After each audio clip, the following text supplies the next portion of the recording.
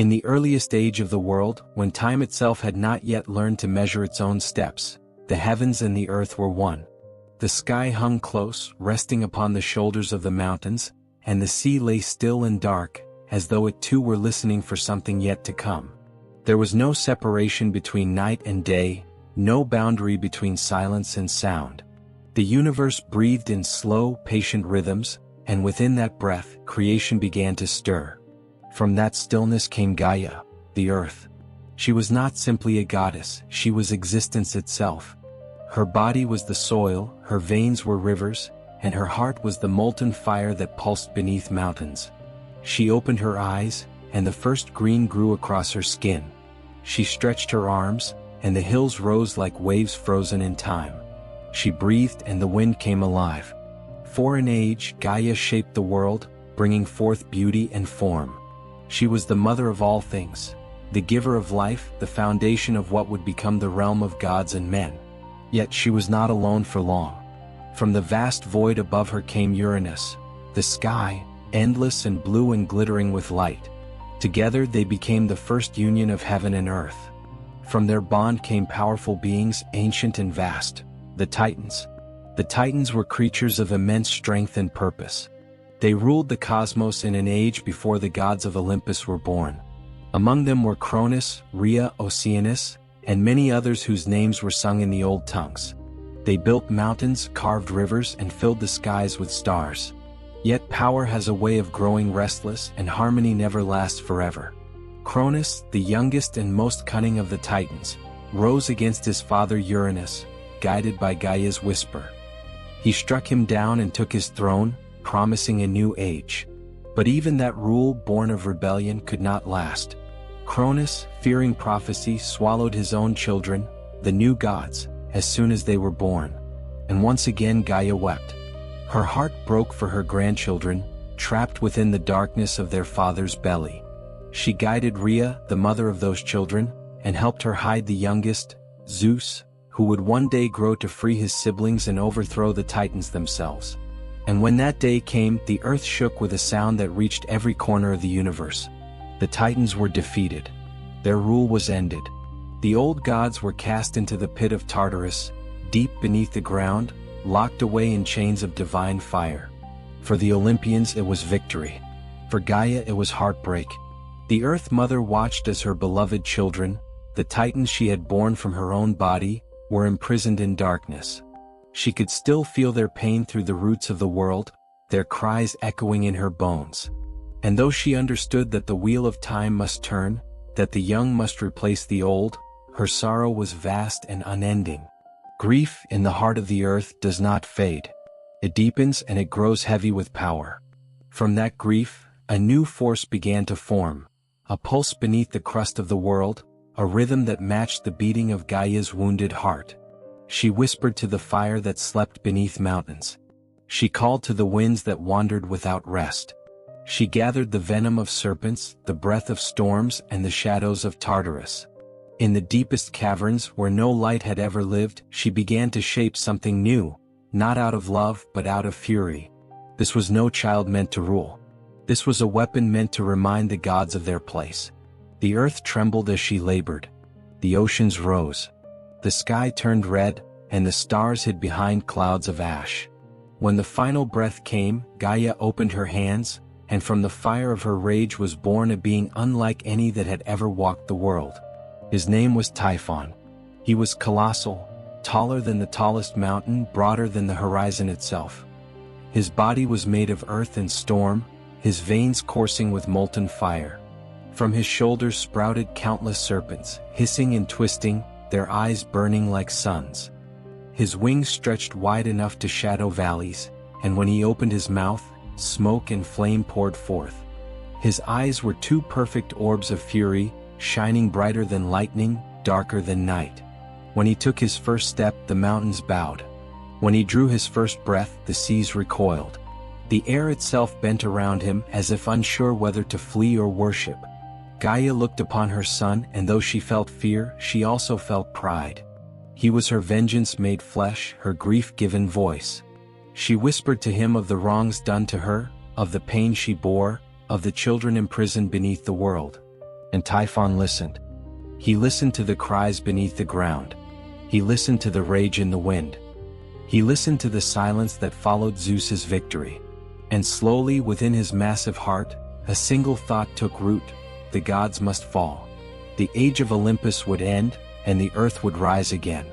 As Typhon grew, his presence changed the world. Volcanoes awoke wherever he walked. The rivers boiled in his shadow. Clouds of ash and smoke followed his every step. Creatures fled from him, and even the immortals watched in silence, fearing what he might become. He wandered the lands of the earth, learning its every shape and secret. He stood by the edges of oceans, staring at the line where water met sky, and felt nothing but contempt for the heavens above. He tore mountains apart with his hands, sculpting valleys and canyons that still remain. He was creation and destruction in one, the living reflection of his mother's dual nature. In the quiet of the deep forests, Gaia spoke to him again. She told him of Zeus, the usurper of the heavens, the king of storms who believed his lightning ruled over all things. She told him of the chains that bound her children, the Titans, far beneath the earth. And she told him of her desire, not for peace, not for balance, but for reckoning. Typhon listened in silence. His eyes burned brighter. The serpents upon his shoulders hissed with restless hunger. And when the wind carried his first roar to the heavens, even the stars seemed to tremble. On Mount Olympus, Zeus lifted his head. He had heard many sounds in his immortal life: the crash of thunder, the cry of giants, the singing of the muses, but nothing like this. It was not merely a roar. It was the earth itself calling out in fury. It was a sound that reached into his bones, reminding him that even a king of gods was still a guest upon the body of the earth. Zeus stood, his eyes narrowing. He knew the voice of vengeance when he heard it. High upon his throne, surrounded by clouds and golden light, the king of the sky summoned his lightning and waited. Below, far beneath the white peaks of Olympus, Typhon began his ascent. The world held its breath. The age of peace was ending. And from the depths of the earth, the storm was coming. The day Typhon began his march toward Olympus, the world changed. The air thickened with the scent of smoke.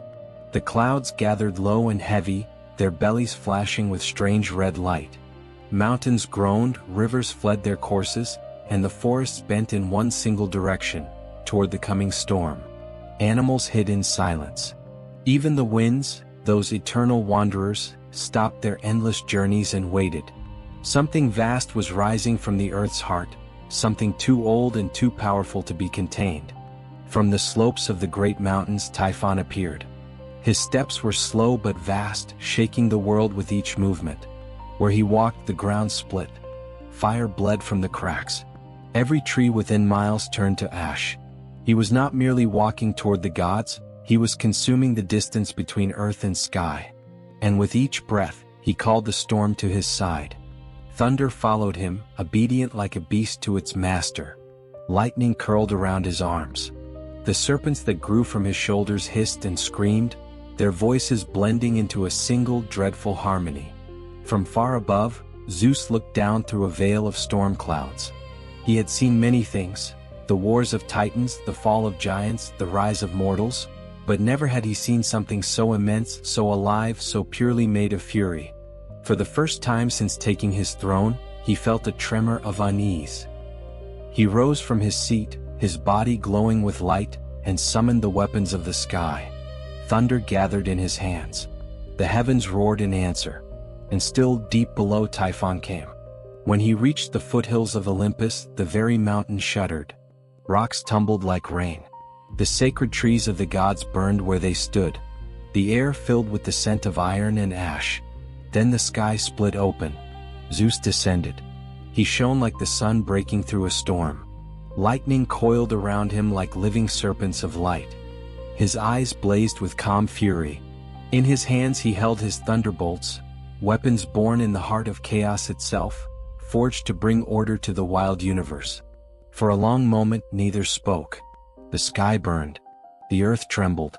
Only the wind dared to move between them. When Zeus finally spoke, his voice carried through every corner of the world. "Son of Gaia," he said, his tone slow and deep, "why do you rise against the heavens? The Titans are gone. The order of the world is set. Do you seek to unmake it all? Typhon's answer came like the echo of a volcano erupting. His voice was not one sound but 100, each serpent upon his shoulders hissing words of fire.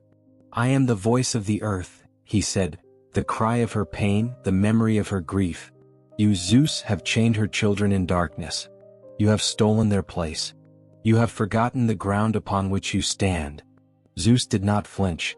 The world is not yours to claim, he said. The earth is your mother, but she is mine as well. I rule the sky. I bring the rain. I keep the balance. Typhon's eyes flared brighter.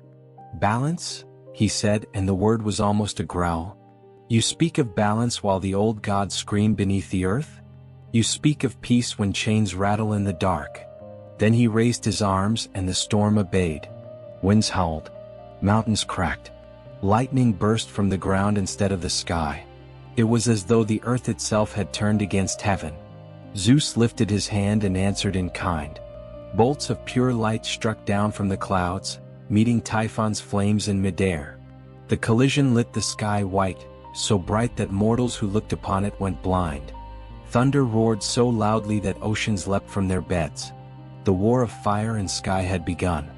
They fought not for minutes, not for hours, but for days uncounted. Every strike of Zeus's lightning carved new rivers into the land. Every blow from Typhon's fists raised new mountains. When Typhon shouted, the air turned to wind so fierce it tore forests apart. When Zeus answered, the heavens poured rain that drowned whole valleys. The world itself seemed to struggle to contain their power. The seas boiled. Islands sank. Stars flickered and vanished from the night. Each time Zeus thought he had gained the upper hand, Typhon rose again, his body glowing red like molten stone, his breath a cloud of smoke that darkened the sun.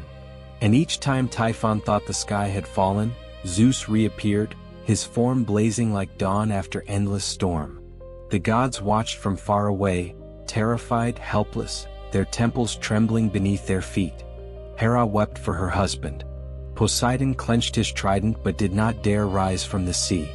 Even Hades, far below, listened to the echoes and said nothing, for he knew that if either side truly fell, the world itself would break apart. At last, after countless hours of thunder and fire, Typhon struck a single blow that changed the course of the battle. With a roar that split the mountains, he lifted an entire range of stone and hurled it toward Zeus. The god caught it, but the force drove him back, his feet breaking through the clouds, his light flickering. Before he could recover, Typhon's serpents lunged, wrapping around him like chains. Zeus struggled. The lightning dimmed. The thunder stopped. And in that silence, Typhon's eyes glowed with triumph. He moved quickly, striking with the speed of storms. He seized Zeus, coiled around him, and with terrible strength tore the sinews from his arms and legs, the divine cords that gave him power over storm and motion. Zeus fell. His thunderbolts slipped from his grasp, scattering across the heavens like dying stars. Typhon roared in victory. His voice shook the pillars of Olympus. He carried the broken god in his coils, dragging him across mountains and valleys until he reached the distant land of Cilicia. There he found a cavern vast enough to hold even a god. He threw Zeus inside, bound him with the chains of the underworld, and sealed the entrance with boulders black as night. Then in that dark place Typhon hid his prize. He left a guardian, the great dragon Delphine, to keep watch, and for the first time in eternity the sky fell silent. No lightning. No thunder. No voice of the king of gods. The other gods fled in terror. Some changed their forms to hide among mortals. Others escaped into the far corners of the world.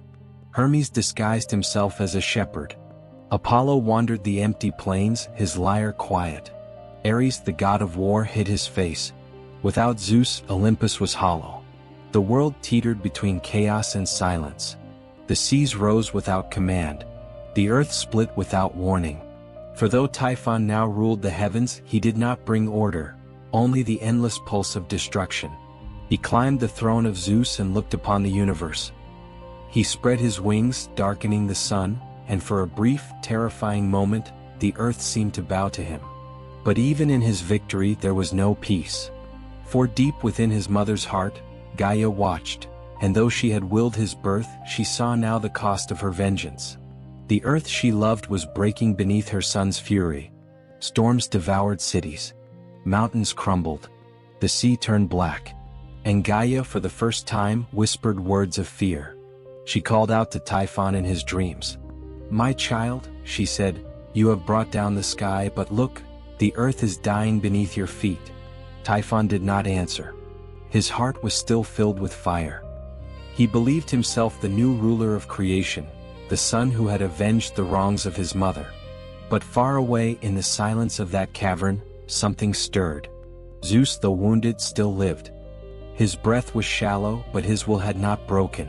In the darkness, he heard the faint hum of the universe, the pulse of the winds, the song of the stars, the whisper of order calling him home. And when he listened closely, he heard another voice, soft, quick, clever, the voice of Hermes. The messenger of the gods had come. He slipped past the dragon's watchful gaze, moving like a shadow in the dark. He found Zeus, bound and broken, and whispered, "Father of storms, do not yield. The world still needs your light." Hermes gathered the sinews that Typhon had torn from Zeus's body, hidden away in a distant cave. With the craft of a thief and the heart of a son, he returned them to their place. The power of the storm began to pulse once more through Zeus's veins. His eyes opened. The chains cracked. And for the first time since his fall, the thunder stirred again. Outside, Typhon felt it, a flicker of power, faint but rising. He turned toward Olympus, sensing something he had thought destroyed. The air thickened. The light changed. And from the far horizon came a sound that made the whole world tremble, the returning voice of Zeus.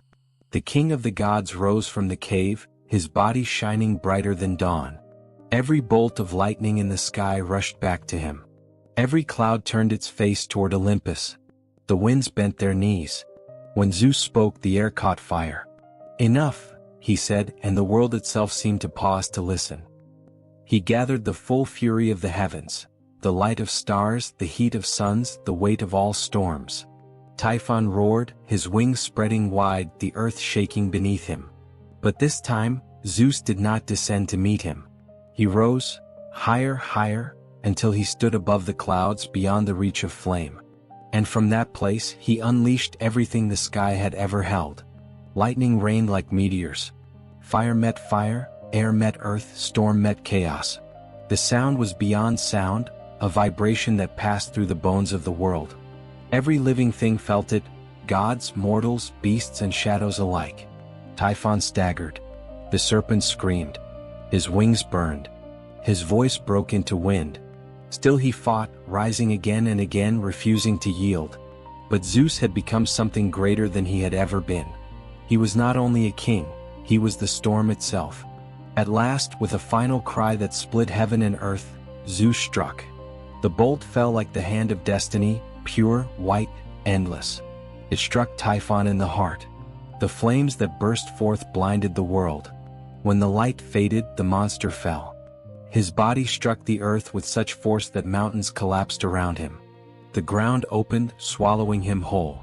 Zeus raised his hand one last time and sealed the wound of the world with stone and fire. Beneath that mountain, what mortals would one day call Etna, Typhon was trapped. There he would remain, imprisoned within the veins of the earth, forever burning, forever alive. Sometimes, when the mountain rumbles, people say it is Typhon turning in his sleep. When lava pours from its mouth, they say it is his breath. When thunder echoes across the sky, they say Zeus is reminding him who reigns above. And so the balance returned, fragile, trembling, eternal. The sky above, the earth below. Fire sleeping between them, waiting to wake again. After the storm faded, silence covered the world. The fires died slowly, their embers glowing like forgotten suns across the broken land. The seas, once wild, began to calm, their waves moving in long, exhausted breaths. The winds, torn and scattered, returned to their paths, whispering through the valleys as if afraid to speak too loudly. Olympus stood again, its stones blackened, its air heavy with the scent of ash and rain. The gods returned one by one, timid at first, like travelers coming home after a long war. They looked upon the throne of Zeus, still glowing faintly with lightning, and bowed in silence. No one spoke of Typhon. His name hung in the air, unspoken yet alive, like a shadow behind every flash of thunder. They all knew he was not gone, not truly. He slept beneath the mountain waiting. Zeus sat upon his throne once more. His face was calm, but his eyes were older than before. There was a weight behind them, the memory of fear, of defeat, of almost losing the sky. He raised his hand, and the clouds began to move again in their old rhythm. Rain fell. The sun rose. The balance returned. But deep inside, the god of thunder had changed. He understood now that the world was never entirely his. That even the mightiest light must rest upon something darker, something ancient, something beneath. He thought of Gaia, the earth herself, and of her endless grief. He knew she still watched, still remembered. She had given birth to Typhon to punish him, to remind him that no power stands without consequence. And in that quiet after the storm, Zeus whispered a vow to the unseen ground below. Mother of all, I will not forget you again. From that day the sky and the earth began their uneasy peace. Zeus would rule above, but he would listen to the voice of the ground. The rains would feed the soil, and the soil would raise life toward the heavens. Harmony, not victory, became the law of the world. Yet, far beneath Mount Etna, Typhon still breathed. His body was trapped, but his spirit could not be contained. Through the cracks of the mountain, his heat escaped as rivers of fire. Sometimes he would roar in his sleep, and the earth would shudder. Sometimes his dreams would rise as smoke, curling across the sky like dark memories. Mortals living near the mountain could feel him.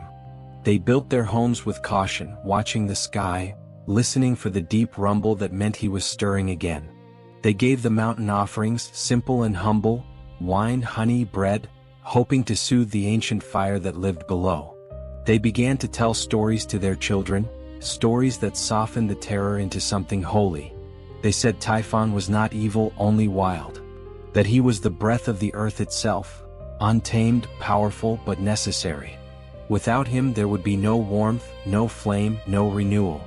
Even Zeus, high above, could not exist without the chaos that burned beneath his throne. And so, the legend of Typhon changed over the ages. He was no longer only the monster who fought the gods. He became a symbol of rage and creation, of destruction and rebirth. He became the fire that ends and begins all things. In the quiet centuries that followed, philosophers and poets tried to understand what Typhon truly was. Some said he represented nature's wrath, the reminder that life cannot be controlled. Others said he was the shadow of every god, the part of creation that resists order. A few whispered that he was the dream of the earth, her heartbeat, her secret, her pain. Whatever he was, the world never forgot him. Every thunderstorm, every earthquake, every flash of lightning carried his name in silence. Every spark of fire, from hearth to forge to volcano, held a fragment of his spirit. Even the smallest ember could be said to remember him. Sometimes Zeus would stand on Olympus watching the smoke rise from Etna.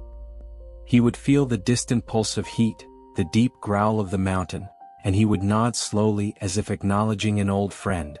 He no longer saw Typhon as his enemy, but as his equal in another form, the one who reminded him of the limits of power. The gods of Olympus continued their reign, but they did so with quieter hearts.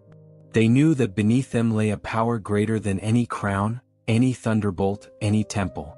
A power that belonged not to the sky but to the earth, to the deep and ancient darkness from which everything is born. Over time, mortals gave the story of Typhon many shapes. In some lands he was a dragon beneath the world. In others he was the fire of chaos chained by a god of order. And in some quiet corners of the earth, they said he was the whisper of storms, the sound that comes before lightning. But no matter the telling, one truth remained. Typhon could never be destroyed. He was not meant to be. He was the pulse of all that cannot be tamed, the spark that keeps creation alive.